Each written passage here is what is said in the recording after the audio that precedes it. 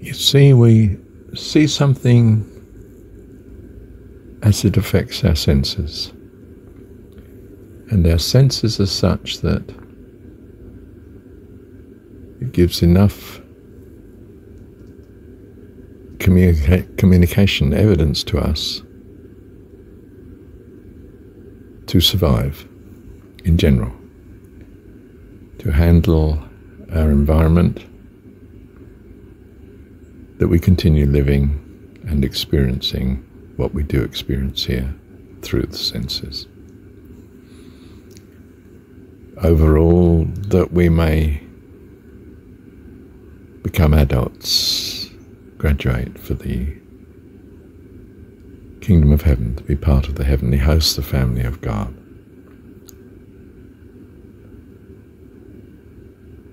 We don't see a thing then as it is. Sorry, we see it as we see it. We hear it as we hear it. But we don't know it in its completeness. So we surmise that we exist,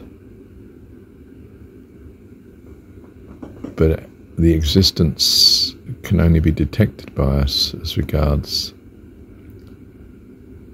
physical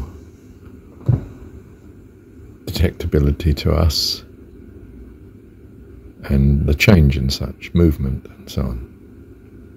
Change in the sound, change in the brightness, and we read words or we hear sounds and so forth. We don't know a thing as it is, only as it appears to us. And as regards the senses, well, they pick up that a person present, if they have a body,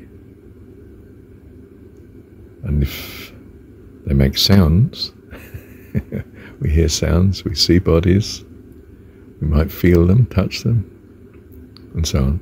But if it doesn't give those characteristics, we don't know of its presence or not. And what does its presence mean if it doesn't present to us in that way? We don't know. We surmise nonetheless that we exist as a person, but a person is not, in a sense, the body. It's something at least over and above that. A thinking, being, values and purposes and emotions and so forth. And these things are not readily affecting our senses. The consequence of these things may affect us in as far as the consequence affects such that has the property of matter and movement as we detect it. Well, you might ask, what is a thing, if you like, truly, completely in itself? Well, it's thought. Everything is thought, at least in as far as our conceptual mind can grasp it. It's what we would call thought. You, me, planet we're on, time, space, all of it is thought. Well, that sounds very neat, but don't you need a mind for thought? Only from the point of view of our detection, given our reliance on, if you like, 5 senses. But if you think of it, thought has a freedom from the simply observing what the 5 senses are churning in. We construct, construed, imagine, and think through something in a great freedom. We don't typically as people exercise a freedom in being able to materialize such, in other words, endow such with the properties that affect not just our own thoughts, but other people's thoughts. Except in a subtle way, when I talk to you like at the minute and you talk to me, we convey my ideas to you through symbolic process of sounds or spellings, writings, And you could say, well, we've been aware of the actual signs and the sounds. What goes on is a transfer of ideas that I had to you, which might get a bit mangled in the process because of our misunderstanding of the signs. So you don't seem to quite hear what I thought I said to you. But you can see that thought has an extraordinary freedom in some ways. You can imagine and write a story and so forth. So thought is in some sense in a medium or well, one wants to say it's in something else, but the something else is also thought. It's circular on itself. How did it come into existence then? Well, coming into existence has some notion of time and space and place, and there was no time, space, or place. The nearest we have to that is the entire, what looks to be the infinite universe that we see. And most of that looks like empty space, although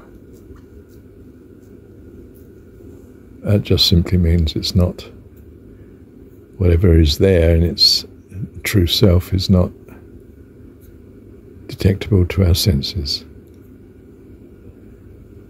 So one might want to say that the mind is the universe that we're not able to see in its entirety, in its fullness, and even the space which seems like a void and empty, which is not in some true sense. It's just not full of stuff that you are responding to with your senses. In that sense, one can think of the space, in fact the entire universe, as the mind. But it's mind stuff and therefore unbounded.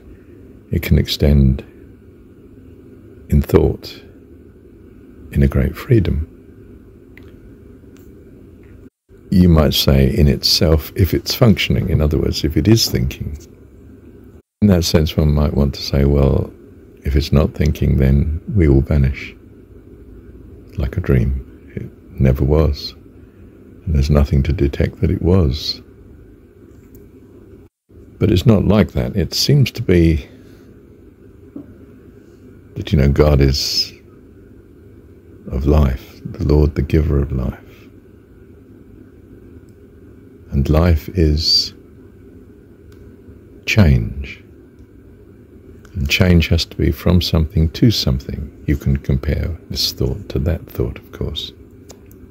So one starts to get the impression that life is, or existence is, a continual process of change going on.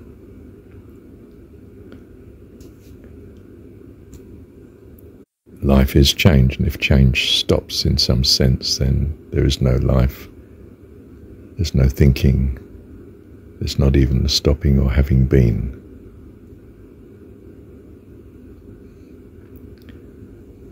So, in some sense, life has to be eternal to exist at all. But even the concept of eternal is something to do with time. We're way out of our depth here, aren't we? I mean, with a few senses and the experience we've had, it's not surprising we don't grasp the awesomeness of life, of being, of personhood, of God. Thank you, Heavenly Dad.